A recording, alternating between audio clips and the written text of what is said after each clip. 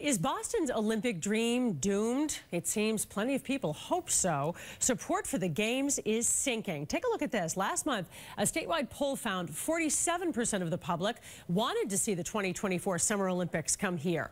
But now that support is down to just 39%. New at 6, John Keller confronts the officials behind the Olympic push. And John, how are they dealing with this latest setback? Well, Paula, it's stiff upper lips all around and predictions that when they roll out their revised plan later this month for how the Games will fit here and how they'll be paid for, public opinion will improve. But with much stronger support for hosting the Games in other competing cities, it's clear Boston's Olympic push has reached a critical turning point. Why don't we like you?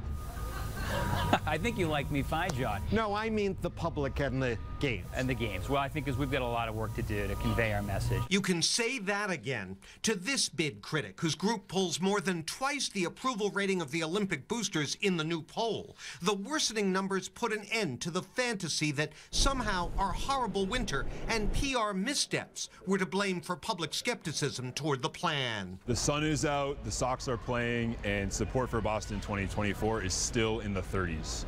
It's very clear that Massachusetts voters are not excited about this idea. They have other priorities for their tax dollars. The question is, how does it get paid for? And I think that's really going to be the big question. For Boston Mayor Marty Walsh, who signed off on an original bid that secretly called for considerable taxpayer exposure, the era of happy talk downplaying that prospect is over. There's definitely going to be financial risk all on the way. I mean, even risk as far as how does it become a successful Olympic. Is that fair to say that your plan, when it comes out, will not be without financial risk? I think, John, there's nothing in life without any risk whatsoever. It's going to be our job to make sure that we bring the risk to as close to zero as possible. They've had more than 2 years to produce a credible plan and one that shows they can protect taxpayers from the risk, and they've been unable to do that.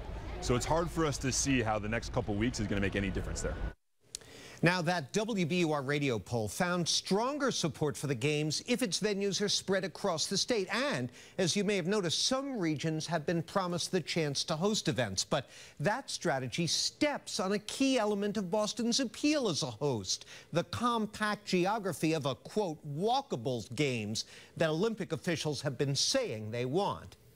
Will they want us? Will the USOC want to keep us as the American bidder? I think we're going to find out soon enough. You know, it's very interesting to watch how this has progressed because people here have a healthy skepticism, you know, which sometimes can hold us back. But it seems as though most members of the public are saying Boston doesn't really need this, like some other cities would embrace it. You know, Paula, when Rich Davey took over as CEO, I asked him, do we need this? And he said, no, of course we don't. The city's booming. Tourism is flourishing. We don't need this the way some other cities have needed an Olympic Games to get on the map.